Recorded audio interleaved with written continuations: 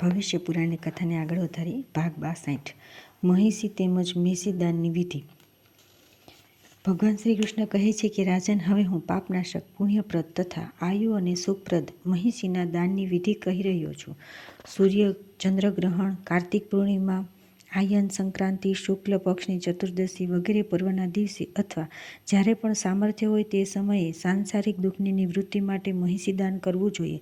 શુભ લક્ષણોથી સંપન્ન તથા અલંકૃત મહિષી ઉત્તમ વિદ્વાન બ્રાહ્મણને આપવી જોઈએ। દાન આપતા આ મંત્ર બોલવો જોઈએ: ઇન્દ્રાદિ લોકપાલાનામ ચ રાજમહિષી શુભા મહિષી દાન મહાત્મ્યમ શાસ્તુ મે સર્વ કામદ ધર્મરાજસ્ય સહાધ્યે યસ્ય પુત્ર પ્રતિષ્ઠિત મહિષાસુરસ્થ જનની યા શાસ્તુ વરદા મમ। જે ઇન્દ્રાદિ લોકપાલોની કલ્યાણકારિણી રાજમહિષી છે અને યમરાજની સહાયતા માટે જેનો પુત્ર તેમનું વાહન બન્યો છે તથા જે મહિષાસુરની જનની છે, તે મારા માટે વરદાયિની થાઓ। આ મહિષી દાનથી મારી સંપૂર્ણ કામનાઓ પૂર્ણ થઈ જાય છે। પ્રદક્ષિણા પછી પુષ્ટમાર્ગથી મહિષીનું દાન કરવું જોઈએ। વસ્ત્ર, આભૂષણ અને દક્ષિણા સાથે મહિષી બ્રાહ્મણને આપીને વિસર્જન કરવું જોઈએ। આ વિધિથી જે વ્યક્તિ મહિષીનું દાન કરે છે તે આલોક તથા પરલોકમાં વાંછિત ફળ પ્રાપ્ત કરે છે। મહારાજ, આ જ પ્રમાણે મેષી દાન પણ બધા પાપોને દૂર કરનારું છે। એક સુવર્ણમય મેષીની પ્રતિમા બનાવી તેને ઉત્તમ આભૂષણ, રેશમી વસ્ત્ર, ચંદન, પુષ્પમાળા વગેરેથી અલંકૃત કરીને અથવા પ્રત્યક્ષ મેષીને અલંકૃત કરીને તેનું દાન કરવું જોઈએ। ગ્રહણ, વિષુવ યોગ, રાત દિવસ સરખા હોય તે દિવસ, આયન સંક્રાંતિ વગેરે પવિત્ર દિવસોમાં દુઃસ્વપ્ન જોયું હોય ત્યારે, અમાવસ્યાએ અથવા જ્યારે પણ શ્રદ્ધા હોય ત્યારે તેનું દાન કરવું જોઈએ। દાનના સમયે શિવ પાર્વતી, બ્રહ્મા, ગાયત્રી, લક્ષ્મી, નારાયણ તથા રતિ કામદેવની પૂજા કરવી જોઈએ। સાથે સાથે લોકપાલો અને ગ્રહોની પણ પૂજા કરવી જોઈએ। ત્યાર પછી હવન કરવો જોઈએ, બ્રાહ્મણની પૂજા કરવી જોઈએ। પૂજન પછી મેષીની પ્રતિમાને તલના કળશ પર સ્થાપિત કરી તેની સામે મીઠું મૂકીને વિધિપૂર્વક પૂજન કરવું અને ગૃહસ્થ બ્રાહ્મણને તેનું દાન કરી દેવું। તે દાનના પ્રભાવથી નિસંતાનને પુત્ર અને નિર્ધનને ધન પ્રાપ્ત થઈ જાય છે। જે વ્યક્તિ આ દાનની વિધિ સાંભળે છે તે પણ અહોરાત્ર દિવસમાં કરેલા પાપથી છૂટી જાય છે। ત્યાર પછી આવે છે ભૂમિદાનનો મહિમા। ભગવાન શ્રી કૃષ્ણ કહે છે કે મહારાજ, હવે હું સર્વ પાપોને દૂર કરનાર ભૂમિદાનની વિધિ કહી રહ્યો છું। જે અગ્નિહોત્ર, દરિદ્ર, કુટુંબી તથા વૈદિક બ્રાહ્મણને દક્ષિણા સહિત ભૂમિનું દાન કરે છે તે ઘણા સમય સુધી ઐશ્વર્યનો ભોગ કરી અંતમાં દિવ્ય વિમાનમાં બેસીને વિષ્ણુલોકમાં જાય છે। જ્યાં સુધી તેના દ્વારા અપાયેલી ભૂમિ પર અંકુર ઉત્પન્ન થાય છે ત્યાં સુધી ભૂમિદાન વિષ્ણુલોકમાં પૂજાય છે। ભૂમિદાન સિવાય બીજું કોઈ પણ દાન વિશિષ્ટ માનવામાં આવ્યું નથી। હે પુરુષ સરસતમ, અન્ય દાન કાળક્રમે ક્ષીણ થઈ જાય છે, પરંતુ ભૂમિદાનનું પુણ્ય ક્ષીણ થતું નથી। જે વ્યક્તિ ઉપજાઉ ભૂમિનું દાન કરે છે તે જ્યાં સુધી ભગવાન સૂર્ય રહેશે ત્યાં સુધી સૂર્યલોકમાં પૂજાશે। ધન, ધાન્ય, સુવર્ણ, રત્ન, આભૂષણ વગેરે સર્વ દાન કરવાનું ફળ ભૂમિદાન કરનાર પ્રાપ્ત કરી લે છે। જેણે ભૂમિદાન કર્યું તેણે જાણે સમુદ્ર, નદી, પર્વત, સમ, વિષમ સ્થળ, ગંધ, રસ, ક્ષીરયુક્ત ઔષધિ, પુષ્પ, ફળ, કમળ, ઉત્પલ વગેરે બધા જ પદાર્થોનું દાન કરી દીધું। દક્ષિણાયુક્ત અગ્નિષ્ટોમ વગેરે યજ્ઞ કરવાથી જે પુણ્ય પ્રાપ્ત થાય છે તે પુણ્ય ભૂમિદાન કરવાથી પ્રાપ્ત થઈ જાય છે। બ્રાહ્મણને ભૂમિદાન આપીને ફરી તેની પાસેથી પાછું લેવું ન જોઈએ। ઉપજાઉ ભૂમિનું દાન કરનાર વ્યક્તિના પિતૃઓ પ્રલય પર્યંત સંતુષ્ટ રહે છે। પોતાની આજીવિકાને નિમિત્તે જે પાપ પુરુષથી થાય છે તે બધા પાપ ગોચર્મ માત્ર ભૂમિના દાનથી દૂર થઈ જાય છે। 1000 સુવર્ણ મુદ્રાના દાનથી જે ફળ મળે છે તે જ ફળ ગોચર્મ પ્રમાણમાં ભૂમિનું દાન આપવાથી પ્રાપ્ત થઈ જાય છે। નરોત્તમ હજારો કપિલા ગાયનું દાન કરવા જેટલું પુણ્ય ગોચર્મ માત્ર ભૂમિ આપવાથી પ્રાપ્ત થાય છે। સાગર વગેરે અનેક રાજાઓએ ભૂમિનો ઉપયોગ કર્યો છે, પરંતુ પોતપોતાના શાસનમાં જેણે પણ ભૂમિનું દાન કર્યું બધાને તેનું ફળ પ્રાપ્ત થયું। યમદૂત, મૃત્યુદંડ, અસીપત્ર વન, વરુણનો ઘોર પાશ અને રૌરવાદી અનેક નરક તથા તેમની દારૂણ યાતનાઓ ભૂમિદાન કરનારની પાસે ફરકતી નથી। ચિત્રગુપ્ત, મૃત્યુ, કાળ, યમ વગેરે બધા ભૂમિદાતાની પૂજા કરે છે। રાજન, ભગવાન રુદ્ર, પ્રજાપતિ, ઇન્દ્રાદિ દેવતા અને અસુરો પણ ભૂમિદાન કરનારની પૂજા કરે છે। સ્વયં હું પણ તેથી અતિ પ્રસન્નતાથી પૂજા કરું છું। જે રીતે માતા પોતાના સંતાનો અને ગાય જેમ પોતાના વાછડાનું દૂધ વગેરે દ્વારા પાલન કરે છે તે જ પ્રમાણે રસમયી ભૂમિ પણ આપનારની રક્ષા અને પાલન પોષણ કરે છે। જે પ્રકારે જળ સિંચવાથી બીજ અંકુરિત થાય છે તે જ પ્રમાણે ભૂમિદાનથી બધા મનોરથ અંકુરિત થઈને સફળ સિદ્ધ થાય છે। જે પ્રમાણે સૂર્યના ઉદયથી અંધકાર દૂર થઈ જાય છે, તે જ પ્રમાણે ભૂમિના દાનથી સર્વ પ્રકારના પાપ દૂર થઈ જાય છે. ભૂમિને દાન આપીને પાછી લેનાર યમદૂતો વરુણ પાસથી બાંધીને પરુ તથા લોહીથી ભરેલ કુંડોમાં નાખે છે. પોતે આપેલી અથવા બીજી વ્યક્તિ દ્વારા આપવામાં આવેલી ભૂમિનું જે વ્યક્તિ અપહરણ કરી લે છે તે પ્રલય સુધી નરકાગ્નિમાં બળતો રહે છે. દાનમાં પ્રાપ્ત ભૂમિનું હમણાં હરણ થઈ જતાં દુઃખી વ્યક્તિ રડવા કલ્પાંત કરવાથી જેટલા આંસુ પડે છે તેટલા 1000 વર્ષ સુધી ભૂમિનું હરણ કરનાર નરકમાં કષ્ટ ભોગવે છે. બ્રાહ્મણને ભૂમિદાન આપીને જે વ્યક્તિ ફરી તે ભૂમિનું હરણ કરે છે તેને ઊંધા માથે લટકાવી કુંભીપાક નરકમાં નાખવામાં આવે છે. દિવ્ય 1000 વર્ષ પછી તે વ્યક્તિ તેમાંથી નીકળીને આ ભૂમિ પર જન્મ લે છે અને 7 જન્મ સુધી અનેક પ્રકારના કષ્ટ ભોગવતો રહે છે. તેથી ભૂમિનું હરણ કરવું ન જોઈએ. ત્યાર પછી આવે છે સુવર્ણ રચિત ભૂદાનની વિધિ. મહારાજ યુધિષ્ઠિરે પૂછ્યું કે ભગવાન, ભૂમિનું દાન તો ક્ષત્રિયો જ કરી શકે છે, કેમ કે ક્ષત્રિયો જ ભૂમિનું ઉપાર્જન કરવામાં, તેનું દાન કરવામાં અને તેનું રક્ષણ કરવામાં સમર્થ હોય છે. આ ઉપરાંત સામાન્ય લોકો દ્વારા ન તો ભૂમિનું દાન થઈ શકે છે કે ન તેનું રક્ષણ થઈ શકે છે. તેથી તમે કોઈ એવો ઉપાય કહો જે ભૂમિદાનની સમકક્ષ હોય. ભગવાન શ્રી કૃષ્ણે કહ્યું કે મહારાજ, જો ભૂમિનું દાન સંભવ ન હોય તો સુવર્ણ દ્વારા ભૂમિની આકૃતિ બનાવી અને તેના પર નદી પર્વતોનું રેખાંકન કરીને તેનું દાન આપવું જોઈએ. આનાથી સંપૂર્ણ પૃથ્વીનું દાન કર્યાની ફળ પ્રાપ્ત થઈ જાય છે. હવે હું તેની વિધિ બતાવી રહ્યો છું. સૂર્ય, ચંદ્ર ગ્રહણ, જન્મ નક્ષત્ર, વિષુવયોગ, યુગાદિ તિથિઓ તથા અયન સંક્રાંતિ વગેરે પુણ્યકાળમાં પાપક્ષય અને યશ પ્રાપ્તિ માટે આ દાન આપવું જોઈએ. બીજા પણ શ્રેષ્ઠ સમયે જ્યારે ધન એકઠું થઈ જાય ત્યારે આ દાન આપી શકાય છે. 100 પલથી લઈને ઓછામાં ઓછું 5 પલ સુધી, અર્થાત પોતાના સામર્થ્ય પ્રમાણે સોનાની જાંબુદ્વીપના આકારમાં પૃથ્વીની પ્રતિમા બનાવવી જોઈએ, જેની મધ્યમાં મેરુ પર્વત તથા યથાસ્થાન અન્ય પર્વત અંકિત હોય. તે જમીન ઉપજાઉ તથા લોકપાલો દ્વારા રક્ષિત, બ્રહ્મા, શંકર વગેરે દેવતાઓ સુશોભિત અને તમામ રત્નો વગેરે આભૂષણોથી અલંકૃત હોય. 22 હાથનો લાંબો પહોળો તોરણયુક્ત 4 દ્વારવાળો એક સુંદર મંડપ બનાવી તેમાં 4 હાથની વેદી બનાવવી જોઈએ. ઈશાન કોણમાં વેદી પર દેવતાઓની સ્થાપના કરવી અને અગ્નિકોણમાં કુંડ બનાવો. પતાકા, તોરણ વગેરેથી મંડપને સુશોભિત કરો. ત્યાર પછી પંચલોકપાલ અને નવગ્રહોનું ષોડશોપચાર પૂજન કર્યા પછી બ્રાહ્મણો દ્વારા હવન કરાવવો જોઈએ. બ્રાહ્મણો વેદધ્વનિ કરતા રહીને તથા મંગલ ઘોષપૂર્વક ભેરી, શંખ વગેરે વાદ્યોના ધ્વનિ સાથે તે સુવર્ણમય પૃથ્વીની પ્રતિમાને મંડપમાં લાવીને તલ બિછાવીને વેદી પર સ્થાપિત કરે. ત્યાર પછી તેની ચારે બાજુ 18 પ્રકારના અનાજ, મીઠું વગેરે રસ અને જળથી ભરેલા 8 માંગલિક કળશોને સ્થાપિત કરવા જોઈએ. તેને રેશમી ચંદરવો, વિવિધ પ્રકારના ફળ, મનોહર રેશમી વસ્ત્ર અને ચંદન દ્વારા અલંકૃત કરવા જોઈએ. આ પ્રમાણે અધિવાસનપૂર્વક દીવની પ્રતિષ્ઠાપૂર્વક પૃથ્વીનું બધું કાર્ય સંપન્ન કરીને સ્વયં શ્વેત વસ્ત્ર અને પુષ્પમાળા ધારણ કરીને શ્વેત વર્ણના આભૂષણોથી વિભૂષિત થઈને અંજલિમાં પુષ્પ લઈ પ્રદક્ષિણા કરવી તથા પુણ્યકાળના સમયે આ મંત્રોનું ઉચ્ચારણ કરવું. નમસ્તે સર્વદેવાનામ નમસ્તે ભવનમ યત ધાત્રી ત્વમસી ભૂતાનામતઃ પાહિ વસુંધરે વસુધારધસે યસ્માત સર્વસૌખ્ય પ્રદાયકમ વસુંધરા તતો જાતા તસ્માત પાહિ પશ્યાદલમ ચતુર્મુખોપી નો ગચ્છેત્યાસ્મતનમ તવાચલે અનંતાયે નમસ્તુભ્યં પાહિ સંસ્કાર કર્દમાત ત્વમે લક્ષ્મી ગોવિંદે શિવે ગૌરીતિ સંસ્થિતા ગાયત્રી બ્રાહ્મણ પાર્શ્વે જ્યોત્સ્ના ચંદ્રે રવો પ્રભા બુદ્ધિ બૃહસ્પતિ ખ્યાતા મેધા મનુષી સંસ્થિતા વિશ્વમ વ્યાપ્ય સ્થિત્યા યસ્માત તતો વિશ્વંભરા માતા ધૃતિ ક્ષિતિ ક્ષમા ક્ષેણી પૃથ્વી વસુધા મહી એતાભિર્ભૂતિ પાહિ દેવી સંસાર સાગરાત વસુંધરે, કેમ કે તમે જ બધા દેવતાઓ અને સંપૂર્ણ પ્રાણીઓના ભવનભૂતા તથા ધાત્રી છો, તેથી મારી રક્ષા કરો. તેમને નમસ્કાર છે, કેમ કે તમે સર્વ પ્રકારના સુખ આપનારા વસુઓને ધારણ કરો છો, તેથી તમારું નામ વસુંધરા છે. તમે સંસાર ભયથી મારી રક્ષા કરો. અચલે, કેમ કે બ્રહ્મા પણ તમારા આ અંતને પ્રાપ્ત કરી શકતા નથી, તેથી તમે અનંતા છો. તમને પ્રણામ છે. તમે આ સંસાર રૂપી કીચડથી મારી રક્ષા કરો. તમે જ વિષ્ણુમાં લક્ષ્મી, શિવમાં ગૌરી, બ્રહ્માની સમીપ ગાયત્રી, ચંદ્રમાં જ્યોત્સના, રવિમાં પ્રમા, ગાયત્રી પ્રભા બૃહસ્પતિ, બુદ્ધિ અને મુનિઓમાં મેઘારૂપી સ્થિત છો, કેમ કે તમે સમસ્ત વિશ્વમાં વ્યાપ્ત છો. તેથી વિશ્વંભરા કહેવાઓ છો. ધૃતિ, ક્ષિતિ, ક્ષમા, ક્ષિણી, પૃથ્વી, વસુધા તથા મહી આ તમારી મૂર્તિઓ છે. દેવી, તમે પોતાની આ મૂર્તિઓ દ્વારા આ સંસાર સાગરમાંથી મારી રક્ષા કરો. આ પ્રમાણે ઉચ્ચારણ કરી પૃથ્વીની મૂર્તિ બ્રાહ્મણોને અર્પિત કરી દેવી.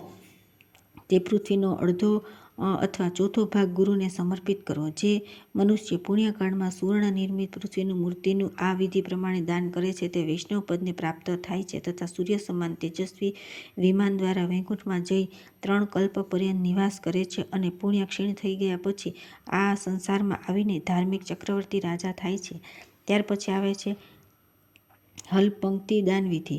ભગવાન શ્રી કૃષ્ણ કહે છે કે મહારાજ, હવે હું સર્વ પાપનાશક તથા સર્વ સુખપ્રદ હલપંક્તિ દાનની વિધિ બતાવી રહ્યો છું, જેથી સર્વ પ્રકારની દાનોનું ફળ પ્રાપ્ત થાય છે. 1 હળ માટે 4 બળદની જરૂર હોય છે અને 10 હળોની એક પંક્તિ હોય છે.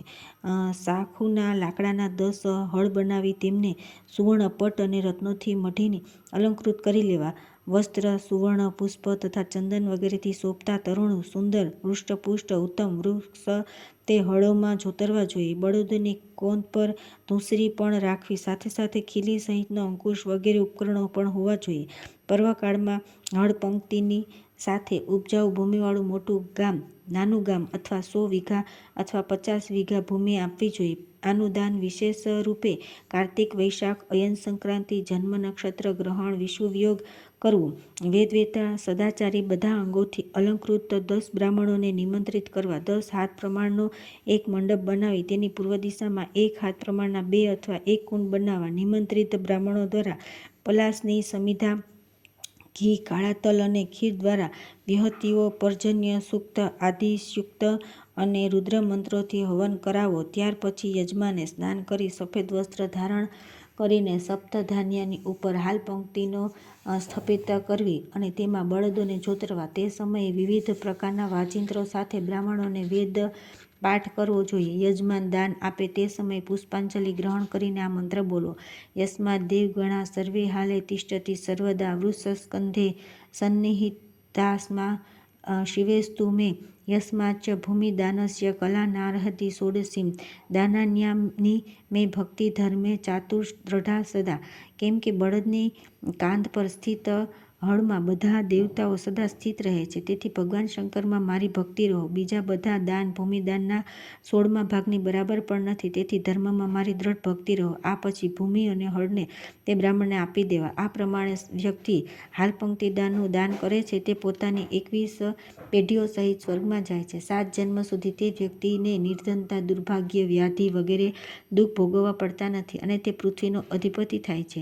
યુધિષ્ઠિર, દાન આપતી વખતે ભક્તિપૂર્વક જે આ દાન કર્મના દર્શન કરે છે તે પણ જન્મભરના પાપોથી મુક્ત થઈ જાય છે. મહારાજ દિલીપ, યયાતિ, શિબી, નિમિ તથા ભારત વગેરે બધા શ્રેષ્ઠ રાજર્ષિઓએ આ દાન કર્યું હતું, જેના પ્રભાવથી તે રાજાઓ આજે પણ સ્વર્ગનું સુખ ભોગવી રહ્યા છે. તેથી ભક્તિપૂર્વક બધા સ્ત્રી પુરુષોએ આ દાન કરવું જોઈએ. જે વ્યક્તિ 10 હાલપંક્તિનું દાન કરવામાં સમર્થ ન હોય તો તેણે 5, 4 અથવા 1 જ હળનું દાન કરવું. હાલપંક્તિનું દાન કરનાર હળથી જેટલી માટી ઉડે અને બળદોના શરીરમાં જેટલા રોમ હોય તેટલા 1000 વર્ષ સુધી શિવલોકમાં નિવાસ કરીને અંતમાં પૃથ્વી પર શ્રેષ્ઠ રાજા થાય છે. ત્યાર પછી આવે છે આપાક દાનના પ્રસંગમાં રાજા હવ્યવાહનની કથા.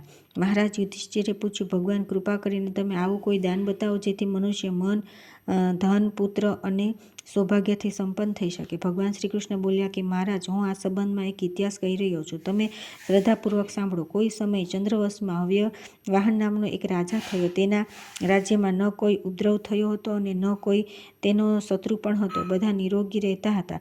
તે બહુ પ્રતાપી, સ્વસ્થ, બળવાન અને શત્રુઓ પર વિજય પ્રાપ્ત કરનારો હતો. પરંતુ પૂર્વજન્મના અશુભ કર્મના પ્રભાવથી તેની પાસે કોઈ એવો મંત્રી ન હતો જે રાજ્યને સુચારુ રૂપે ચલાવી શકે તથા તેને કોઈ પુત્ર, મિત્ર કે સહાયક બંધુ બાંધવ પણ ન હતો. તેને કદી યથા સમયે ભોજન પણ મળતું ન હતું. આ કારણે તે સદા ચિંતિત રહેતો હતો. એકવાર તેને ત્યાં પીપલાદી મુનિ પધાર્યા. રાજાની પટરાણી શુભાવતી મુનિની શ્રદ્ધાપૂર્વક પાદ્ય અર્ધ્ય વગેરે સહિત પૂજા કરી અને આસન પર બેસાડી તેમને નિવેદન કર્યું. મુનીશ્વર, આ નિષ્કંટક રાજ્ય તો અમને મળ્યું છે, પરંતુ મંત્રી, મિત્ર, પુત્ર વગેરે અમને કેમ મળતા નથી? એનું કારણ જણાવવાની કૃપા કરો. રાણીના વચન સાંભળીને પીપલાદ મુનિએ કહ્યું કે દેવી, પૂર્વ જન્મના કરેલા કર્મોના ફળ જ આ જન્મમાં પ્રાપ્ત થાય છે. આ કર્મભૂમિ છે, તેથી તમારે શોક કરવો ન જોઈએ. જે પદાર્થનું પૂર્વજન્મમાં મનુષ્યએ સંપાદન નથી કર્યું તેને શત્રુ, મિત્ર, બાંધવ, રાજા વગેરે કંઈ પણ આપી શકતું નથી. પૂર્વજન્મમાં તમે રાજ્યનું દાન કર્યું હોત તો તમને પ્રાપ્ત થઈ ગયું હોત, પરંતુ તમે લોકોએ મિત્ર, ભૃત્ય વગેરે સાથે કોઈ સંબંધ રાખ્યો નહીં, તેથી આ જન્મમાં તે બધા કઈ રીતે મળશે? આ સાંભળીને રાણી શુભવતી બોલી કે મહારાજ, પૂર્વજન્મમાં જે થયું તે વીતી ગયું. હવે અત્યારે તમે એવું કોઈ વ્રત, દાન, ઉપવાસ, મંત્ર અથવા સીધો યોગનો ઉપદેશ કરવાની કૃપા કરો, જેથી મને પુત્ર, ધન, મિત્ર, ભૃત્ય વગેરે પ્રાપ્ત થઈ શકે. રાણીની વાત સાંભળીને પીપલાદ મુનિ બોલ્યા, ભદ્રે, એક અપાક નામનું મહાદાન છે, જે બધી સંપત્તિઓ આપનારું છે. શ્રદ્ધાપૂર્વક કોઈ પણ આ પાકનું દાન કરે છે તો તેને બહુ લાભ થાય છે, તેથી તમે શ્રદ્ધાથી અપાક દાન ન કરો. મુનિના કથનાનુસાર રાણી શુભાવતીએ અપાક દાન કર્યું. પરિણામે તેને પુત્ર, મિત્ર, ધન અને ભૃત્ય પ્રાપ્ત થઈ ગયા. ભગવાન શ્રી કૃષ્ણ ફરી કહ્યું કે મહારાજ, હવે હું તે અપાક દાનની વિધિ બતાવી રહ્યો છું. તમે શ્રદ્ધાપૂર્વક સાંભળો. બુદ્ધિમાન વ્યક્તિ ગ્રહ અને તારાબલનો વિચાર કરી શુભ મુહૂર્તમાં અગર, ચંદન, ધૂપ, પુષ્પ, વસ્ત્ર, આભૂષણ તથા નૈવેદ્ય વગેરેથી ભાર્ગવનું એવું સન્માન કરવું જેથી તે સંતુષ્ટ થાય, અને તેને નિવેદન કરવું કે મહાભાગ, તમે વિશ્વકર્મા સ્વરૂપ છો. તમે મારા માટે સુંદર નાના મોટા માટીના ઘડા, થાળી, વાટકા, કળશ વગેરે પાત્ર બનાવો. ભાર્ગવ પણ તે પાત્રો બનાવે. ત્યાર પછી વિધિપૂર્વક એક ભઠ્ઠી લગાવી અને પછી તે 1000 માટીના પાત્રને ભઠ્ઠીમાં મૂકી સાયંકાળના સમયે તેમાં અગ્નિ પ્રજ્વલિત કરવો અને રાત્રે જાગરણ કરી વાદ્ય, ગીત્ય, નૃત્ય વગેરેની વ્યવસ્થા કરી ઉત્સવ કરવો. સવાર થતાં જ યજમાન ભઠ્ઠીના અગ્નિને શાંત કરીને પાત્રોને બહાર કાઢી લે. પછી સ્નાન કરી શ્વેત વસ્ત્ર પહેરી તે પાત્રોમાંથી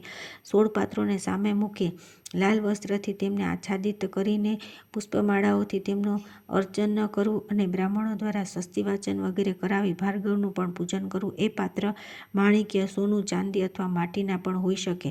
સૌભાગ્યવતી સ્ત્રીઓની પૂજા કરી પાત્રોની પ્રદક્ષિણા કરવી જોઈએ અને આ મંત્રોને બોલીને તે પાત્રોનું દાન કરવું. આપાક બ્રહ્મરૂપોસી ભાંડાની માની જનવઃ પ્રદાનાત તે પ્રજાપુષ્ટિ સ્વર્ગવાસ્તુ મામાક્ષ ભંડારરૂપાણી યત્રાન કલ્પાતિ માયા કિલ ભૂત્વા સંતાતરૂપાણી ઉત્તિષ્ઠન્તુ તાની મે.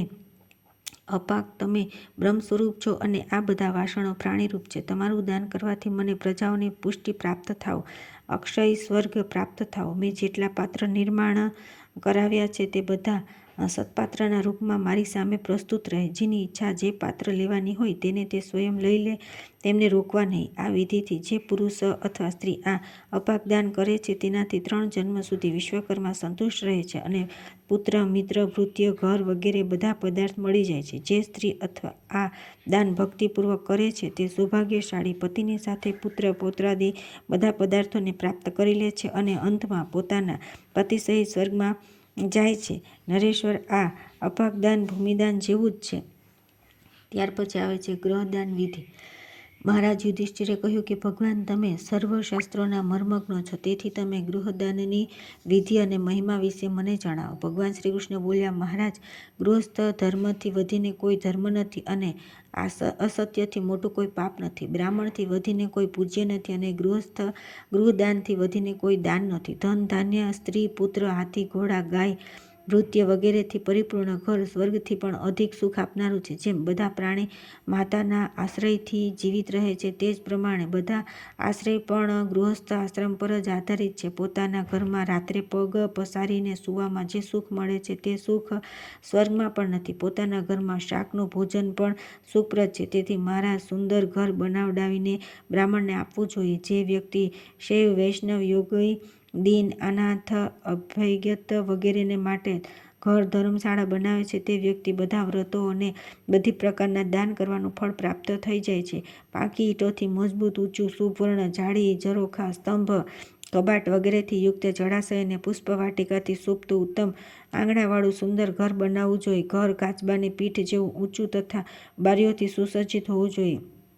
લોઢું, સોનું, ચાંદી, તાંબુ, લાકડું, માટી વગેરેના પાત્ર, વસ્ત્ર, ચર્મ, વલ્કલ, તૃણ, પથ્થરના પાત્ર, રત્ન, આભૂષણ, ગાય, ભેંસ, ઘોડો, બળદ, બધી પ્રકારના ધાન્ય, ઘી, તેલ, ગોળ, તલ, ચોખા, શેરડી, મગ, ઘઉં, સરસવ, વટાણા, તુવેર, ચણા, અડદ, મીઠું, ખજૂર, દ્રાક્ષ, જીરું, ધાણા, ચૂલો, ઘંટી, છીણી, ખાંડણિયું, મૂસળ, સુપડું, હાંડી, રવૈયો, ઝાડુ તથા જળકોમ વગેરે આ બધા ગૃહસ્થના સાધનો છે. આમને ઘરમાં મૂક્યા પછી શુભ મુહૂર્તમાં કુલીન તથા શીલ સંપન્ન વેદશાસ્ત્રને જાણનાર ગૃહસ્થ ધર્મનું પાલન, જીતેન્દ્રિય સપત્નીક બ્રાહ્મણોને બોલાવીને વસ્ત્ર, ગંધ, આભૂષણ, પુષ્પ વડે તેમનું પૂજન કરી શાંતિકર્મ માટે તેમની નિયુક્તિ કરવી જોઈએ. ઘરના આંગણામાં કુંડનું નિર્માણ કરાવવું જોઈએ.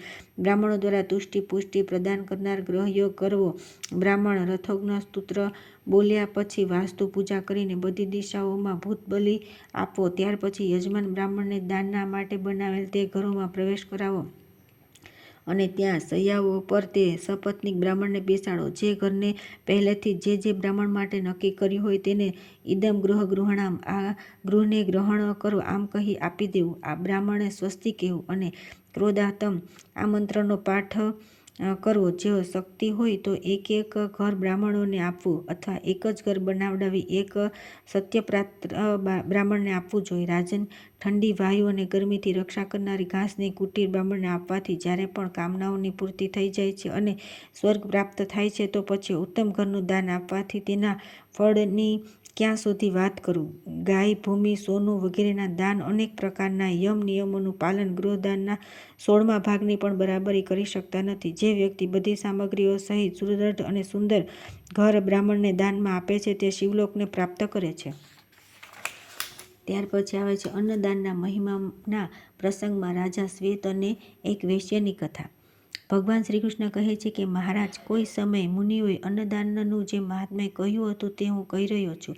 તમે એકાગ્રતાથી સાંભળો. હે અનઘ, તમે અન્નદાન કરો જેથી તત્કાળ સંતુષ્ટિ પ્રાપ્ત થાય. વનમાં શ્રી રામચંદ્રજીએ દુઃખી થઈ લક્ષ્મણને કહ્યું હતું, લક્ષ્મણ, સંપૂર્ણ પૃથ્વી અન્નથી પરિપૂર્ણ છે છતાં પણ આપણને અન્ન મળતું નથી. એનાથી એવું લાગે છે કે આપણે લોકોએ પૂર્વજન્મમાં કદી બ્રાહ્મણોને ભોજન કરાવ્યું નથી. મનુષ્ય જે કર્મરૂપી બીજ વાવે છે, જેવું કર્મ કરે છે તે તેનું ફળ પામે છે. સંસારમાં એ સાચું જ કહેવામાં આવે છે, આપ્યા વિના કંઈ મળતું નથી. ભોજન યોગ્ય જે અન્નનું દાન કરવામાં આવે છે તે અન્નદાન પરમ શ્રેયકર છે. હે ભારત, ભોજ્ય પદાર્થોમાં અનેક પદાર્થો છે, પરંતુ અન્નનું દાન બધા દાનોમાં શ્રેષ્ઠ છે. સત્યથી વધીને કોઈ પુણ્ય નથી, સંતોષથી વધીને કોઈ સુખ નથી અને અન્નદાનથી વધીને કોઈ દાન નથી. સ્નાન, અનુલેપન અને વસ્ત્રાલંકારોથી મનુષ્યને તેવી તૃપ્તિ થતી નથી જેવી ભોજનથી થાય છે. આ વિષયમાં એક ઇતિહાસ છે. રાજન, ઘણા સમય પહેલાં શ્વેત નામના એક ચક્રવર્તી રાજા થયા. તેમણે અનેક યજ્ઞો કર્યા અને અનેક યુદ્ધોમાં વિજય પ્રાપ્ત કર્યો. અનેક પ્રકારના દાન આપ્યા અને ધર્મપૂર્વક રાજ્ય શાસન કર્યું. રાજાએ અનેક પ્રકારના ઉત્તમ ભોગ ભોગવીને અંતમાં રાજ્યનો પરિત્યાગ કરીને વનમાં જઈને તપસ્યા કરી. અંતમાં તેઓ દિવ્ય વિમાનમાં આરૂઢ થઈને સ્વર્ગમાં ગયા. ત્યાં વિદ્યાધર, કિન્નર વગેરેની સાથે વિહાર કરવા લાગ્યા.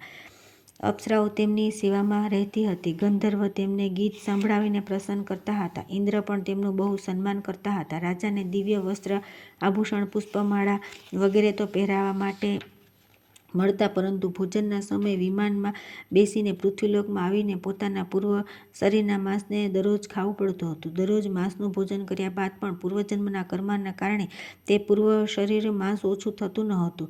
આ પ્રમાણે દરરોજ માંસ ભક્ષણથી વ્યાકુળ થઈને રાજાએ બ્રહ્માજીને કહ્યું કે બ્રહ્મણ, તમારા અનુગ્રહથી મને સ્વર્ગનું સુખ પ્રાપ્ત થયું છે. બધા દેવતા મારો આદર કરે છે. બધી સામગ્રીઓ ભોગ માટે પ્રાપ્ત થતી રહે છે, પરંતુ સર્વ ભોગો ઉપલબ્ધ હોવા છતાં પણ આ પાપીણી ક્ષુધા કદી શાંત થતી નથી અને હંમેશા સતાવતી રહે છે. એ કારણે મારે મારા પૂર્વ શરીરના માંસને દરરોજ ખાવા માટે પૃથ્વીલોકમાં જવું પડે છે અને તેના કારણે મને બહુ ઘૃણા થાય છે.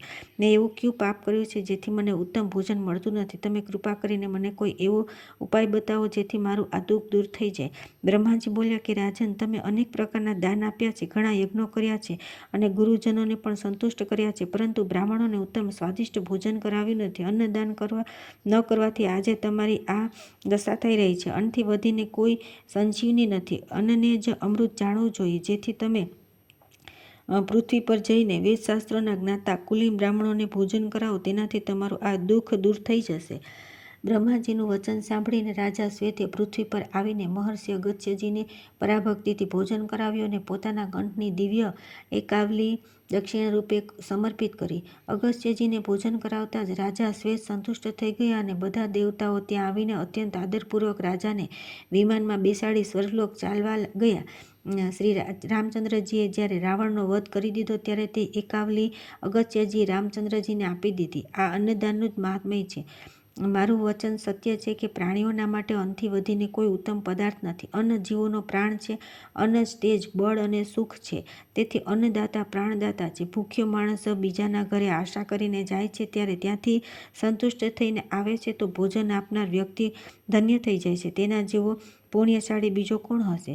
દીક્ષા પ્રાપ્ત સ્નાતક, કપિલા, ગાય, યાજ્ઞિક, રાજા, ભિક્ષુ તથા મહોદધિ આ બધા દર્શન માત્રથી પવિત્ર કરી દે છે. તેથી ઘેર આવેલા ભૂખ્યા વ્યક્તિને જે ભોજન ન આપી શકે તેનો ગૃહસ્થાશ્રમ વ્યર્થ છે. અન્ન વિના કોઈ વધારે સમય જીવી શકતું નથી. મનુષ્યોનું દુષ્કૃત્ય અર્થાત કરેલું દૂષિત કર્મ અન્નોમાં પ્રવિષ્ટ થઈ જાય છે. તેથી જે આવી વ્યક્તિનું અન્ન ખાય છે તે અન્ન આપનારના દુષ્કર્મનું જ ભક્ષણ કરે છે. આથી વિપરીત અમૃતમય પવિત્ર પરાન્નનું ભોજન કરનાર વ્યક્તિનું 1 મહિનાનું કરેલું પુણ્ય અન્નદાતાને પ્રાપ્ત થઈ જાય છે. જે અન્નદાનનું આટલું મહત્વ છે તેનું દાન કેમ કરતા નથી? અર્થાત થોડું ઘણું અવશ્ય કરવું જોઈએ. જો જે વ્યક્તિ બ્રાહ્મણ, અતિથિ વગેરેને ભોજન કરાવ્યા પહેલાં ભોજન કરી લે છે તે માત્ર પાપ જ ભક્ષણ કરે છે. જે વ્યક્તિ 10,000 કે 1,000 બ્રાહ્મણોને ભોજન કરાવ્યું છે તેણે બ્રહ્મલોકમાં પોતાનું સ્થાન નિશ્ચિત કરી લીધું. પ્રાચીન કાળમાં વારાણસીમાં દેવતા અને બ્રાહ્મણોને પૂજક ધનેશ્વર નામનો એક વૈશ્ય રહેતો હતો. તેની દુકાનમાં એક સ્થાન પર એક સમયે સાપણે ઈંડું મૂક્યું અને તે ઈંડાને મૂકીને ક્યાંક ચાલી ગઈ. વૈશ્યે ઈંડું જોયું અને તેની રક્ષા કરવા લાગ્યો. થોડા સમય બાદ ઈંડામાંથી કાળા સર્પનું બચ્ચું બહાર નીકળ્યું. તે સર્પના બચ્ચાને વૈશ્ય દરરોજ દૂધ પાતો હતો. તે સર્પ પણ વૈશ્યના પગ પર ફરતો, તેના અંગોને ચાટતો અને આખા ઘરમાં નિર્ભયતાથી ફરતો રહેતો. વૈશ્ય પણ સારી રીતે સર્પની રક્ષા કરતો હતો. થોડા જ સમયમાં તે ભયંકર સર્પ મોટો થઈ ગયો. એક સમયની વાત છે. તે ધનેશ્વર ગંગા સ્નાન કરવા ગયો હતો અને તેનો પુત્ર દુકાન પર બેઠો હતો. તે સમયે તે સર્પ તે છોકરાના પગની વચ્ચેથી નીકળ્યો, જેથી તે છોકરો ડરી ગયો અને તેણે સર્પને દંડેથી માર્યો. માર પડતા જ સર્પ ઉછળીને તે છોકરાના મસ્તક પર બેસી ગયો અને ક્રોધિત થઈને કહેવા લાગ્યો કે અરે મૂર્ખ, હું તારા પિતાના શરણમાં છું અને તેમણે મારું પાલન પોષણ કર્યું છે. તેથી હું તમારું પણ હિત જ ઈચ્છતો હતો, પરંતુ તમે મને કારણ વિના માર્યો. તેથી હવે હું તને જીવિત છોડીશ નહીં. સર્પના આ પ્રમાણે કહેવાથી સાથે જ વૈશ્યના ઘરમાં દુઃખી થઈને બધા રડવા લાગ્યા. એ જ સમયે અચ્યુત, ગોવિંદ, અનંત વગેરે ભગવાનના પવિત્ર નામોનું ઉચ્ચારણ કરતા ધનેશ્વર પણ સ્નાન કરીને ઘરે આવ્યા. પુત્રની આવી સ્થિતિ જોઈને તેણે સર્પને કહ્યું કે પન્નગ, તું મારા પુત્રના મસ્તક પર ફેણ ફેલાવીને કેમ બેઠો છે? એ ઉક્તિ સાચી જ છે કે મૂર્ખ, મિત્ર અને હીન જાતિમાં ઉત્પન્ન પ્રાણી આવી સંબંધ કરવો એ પોતાના હાથમાં ધગધગતો અંગારો ઉઠાવવા જેવું છે. વણિકની વાત સાંભળીને સાપે કહ્યું કે ધનેશ્વર, તમારા પુત્રે મને અપરાધ વિના માર્યો છે. તેથી તમારી સામે જ હું તેના પ્રાણ લઈ રહ્યો છું, જેથી અન્ય કોઈ વ્યક્તિ આવું કામ ન કરે. આ સાંભળીને ધનેશ્વરે કહ્યું કે સર્પ જે ઉપકાર, ભક્તિ તથા સ્નેહ વગેરેને ભૂલીને પોતાના રસ્તાથી ભટકી જાય છે, અર્થાત પોતાના કર્તવ્ય માર્ગને છોડી દે, તેને કોણ રોકી શકે છે? પરંતુ ક્ષણ માત્ર તું આ બાળકને છોડી દે, દંશ મારીશ નહીં, જેથી હું બ્રાહ્મણોને ભોજન કરાવીને પોતાનું એધ્યદેહિક કર્મ પોતાના હાથે કરી શકું, કેમ કે પછી મારી પાસે કોઈ પુત્ર નહીં હોય. સર્પે આ વાતનો સ્વીકાર કરી લીધો. ત્યાર પછી વૈશ્ય, વેદવેત્તા અને જીતેન્દ્રિય 1,000 બ્રાહ્મણો તથા સંન્યાસીઓ વગેરેને ઘી, પાપ સહિત મધુર સ્વાદિષ્ટ ભોજન કરાવી. ભોજનથી સંતુષ્ટ થઈ બ્રાહ્મણોએ કહ્યું કે વણિક પુત્ર, ચિરંજીવ નશ્યતુ તવ ક્ષત્ર તવ અમિષ્ટ ફલસિદ્ધિતુ બ્રાહ્મણ યજ્ઞયા. વણિક પુત્ર, બ્રાહ્મણોની આજ્ઞાથી તમે ચિરંજીવી થાઓ, તમારા બધા શત્રુ નષ્ટ થઈ જાય અને તમારો મનોરથ સિદ્ધ થઈ જાય. આમ કહીને બ્રાહ્મણોએ સાક્ષાત પુષ્પ વૈશ્યના પુત્રના મસ્તક પર મૂક્યા. બ્રાહ્મણોના વાણીરૂપી વજ્રના પ્રભાવથી તે સર્પ મસ્તક પરથી પડ્યો અને મરી ગયો. સર્પને મરેલો જોઈને ધનેશ્વરને બહુ દુઃખ થયું. તે વિચારવા લાગ્યો કે મેં આ સર્પને પુત્રની જેમ પાળ્યો હતો અને આજે એ મારા જ દોષથી મરી ગયો. આ બહુ જ અનુચિત થયું. ઉપકાર કરનારમાં જે સાધુતા રાખે છે તેની સાધુતામાં કોઈ વિશેષતા છે, અર્થાત તે પ્રશંસાને યોગ્ય નથી, પરંતુ જે અપકાર્યોમાં સાધુતા રાખે છે તેની સાધુતા શ્રેષ્ઠ છે. આમ અનેક પ્રકારે પશ્ચાતાપ કરતા રહી દુઃખી થઈને વેશ્યે તે દિવસે ન તો ભોજન કર્યું કે ન રાત્રે સૂઈ શક્યો. પ્રાતઃકાળે ગંગાજીમાં સ્નાન કરી દેવતાના પિતરોનું પૂજન તર્પણ વગેરે કરીને ઘરે આવ્યો અને ફરી 1000 બ્રાહ્મણોને અનેક પ્રકારના ઉત્તમ વ્યંજનનું ભોજન કરાવી સંતુષ્ટ કર્યા. બ્રાહ્મણોએ પ્રસન્ન થઈને કહ્યું કે ધનેશ્વર, અમે લોકો બહુ સંતુષ્ટ છીએ, તેથી તમે વરદાન માગો. આ સાંભળીને તેણે વરદાન માગ્યું કે આ મરેલો સર્પ ફરી જીવતો થઈ જાય. વેશ્યના આ પ્રમાણે કહેવાથી બ્રાહ્મણોએ અભિમંત્રિત જળ સર્પની ઉપર નાખ્યું. જળના છાંટા પડતા સર્પ જીવતો થઈ ગયો. આ જોઈને ધનેશ્વર બહુ જ પ્રસન્ન થયો અને નગરના લોકો ધનેશ્વરની પ્રશંસા કરવા લાગ્યા. મહારાજ, આ સહસ્ત્ર બ્રાહ્મણ ભોજન અન્નદાનનું સંક્ષેપમાં મેં મહાત્મ્ય કહ્યું. જો વ્યક્તિ બ્રાહ્મણોને અને અભ્યાગતોને અન્ન આપે છે તે ઘણા સમય સુધી સંસાર સુખને ભોગવીને વિષ્ણુલોકને પ્રાપ્ત કરી લે છે.